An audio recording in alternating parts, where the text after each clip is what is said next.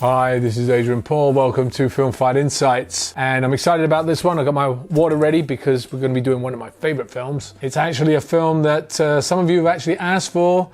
We're highlighting The Princess Bride, 1987.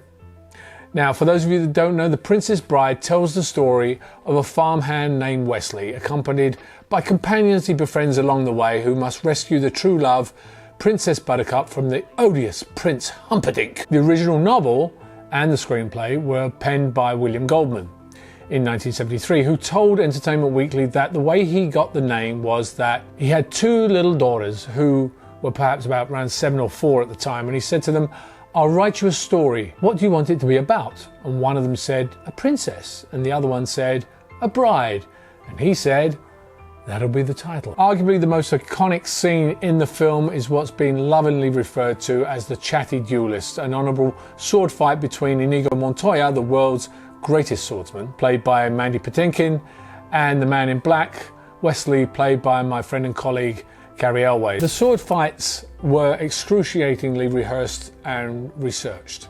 It was beautifully staged and fun to watch, and the beats and moments were always key to telling the overall story. Cary Elwes and Mandy Patinkin performed all of their stunts, or their fighting, should I say, after many hours of training, bucking with a traditional stuntman, performing most, if not all, of the choreography. So it starts off with a gentlemanly conversation on the cliffs of insanity. Black Pirate Roberts is kind of smooth talking, and Inigo Montoya is just basically telling him, listen, you know, I don't want you to get in my way, but I've got to get the guy that cut me here and cut me here.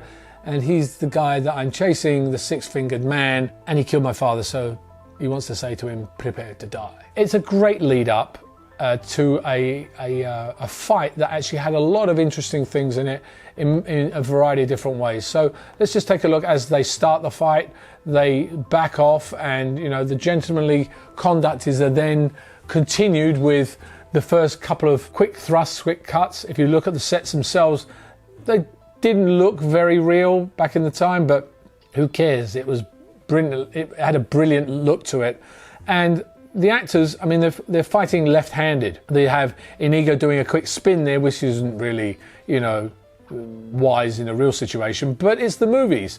And they're both using a left hand, which is difficult to do at normal times, but for them to do all these different moves is really, really interesting, and very, I would applaud them for having done that, because it does take a lot of skill to do this. Now, what's interesting, as they walk up these cliffs here, there's the names that Inigo and Wesley refer to in this particular sequence are all actual fencing terms named after their 14th and 15th century proponents. The first was right here when regarding Rocco Bonetti, a master of the School of Fencing at Blackfriars in London during the late 1500s.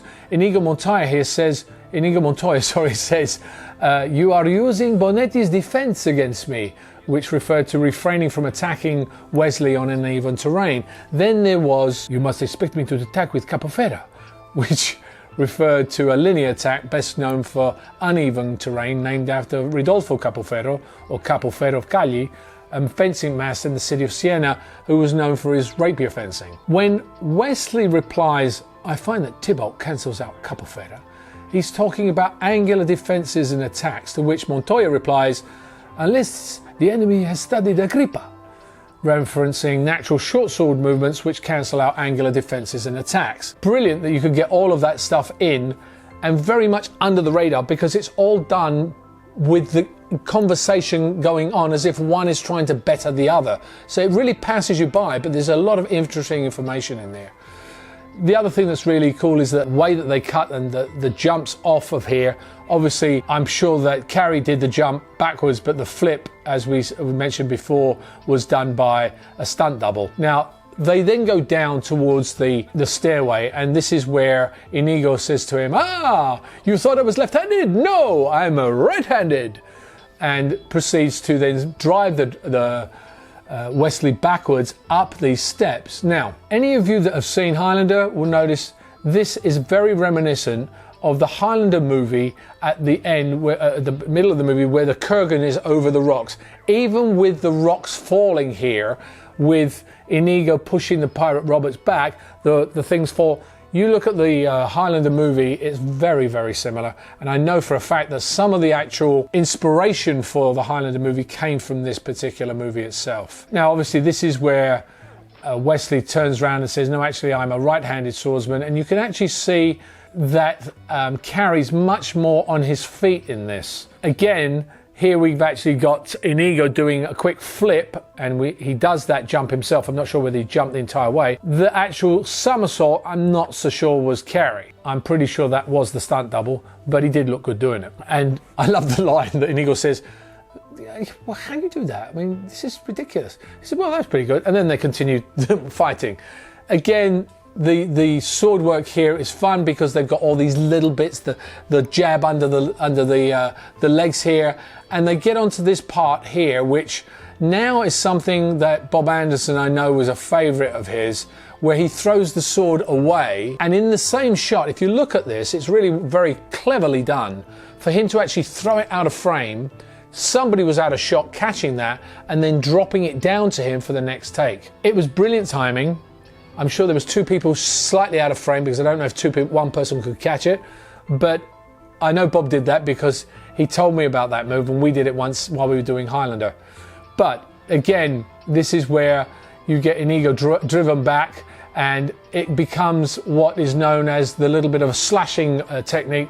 Very fast, the actors all doing it, they're doing things, he changes from left hand to right hand to double hand, backwards and forwards and backwards and forwards, and the pirate Robert stands there and he does quick slash, cut on the face, disarm, and he looks at him and says, who are you? Oh my gosh. Then, the great part about this is he turns around and very gentlemanly says, listen, I don't mind this, but I've just got to knock you out, I'm so sorry about that, bang. And out he goes. Brilliantly done, gentlemanly done. Great sword fight. The last thing I want to talk about is actually about Andre the Giant, because Andre was big and he actually needed something to take him to set, and so he used a golf cart and was always asking Carrey to drive him. Now, Carrey said no most of the time, but eventually when he said yes, he decided that he would do it, but on the very first try, he was changing gears, which caused his foot to slip from the clutch, and it got caught between the clutch and the rock, and it pulled his toe back and it broke his toe. He tried hiding it from Rob Reiner, but eventually he had to confess.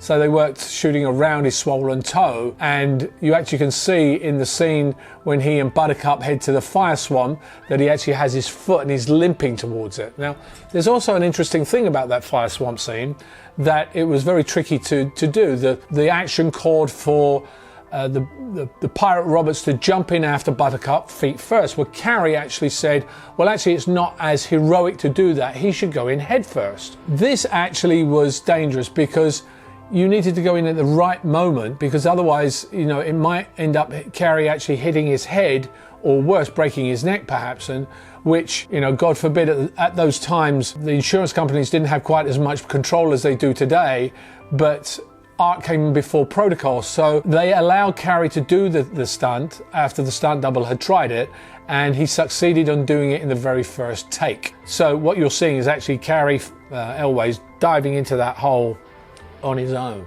So many things, so many great moments in this movie. I love this movie. I love the sword fight in it. It has so many different levels and so many different stories about it. Actually, Mandy Patinkin said one of his favorite moments was his last moments in the film when he said, I've done everything I can achieve and now what am I going to do? Because he really realized what that meant. It was well written, well acted, well directed, and I give it a 5 out of 5, this particular sword fight, because of the actor's dedication, the director knowing that it wasn't necessary just to put a sword fight together, but you had to tell a story, you had to build the tension and get that relationship between the actors continuing during the sword fight. I hope you enjoyed it as much as I did, and I hope you share this with your friends, have a chat about it, see if there's anything else you might see in the fight or in the film that you might want to discuss, and send me your notes about which film you might want me to review next. And until the next time, the only thing I can say to you is, you killed my father, prepare to die.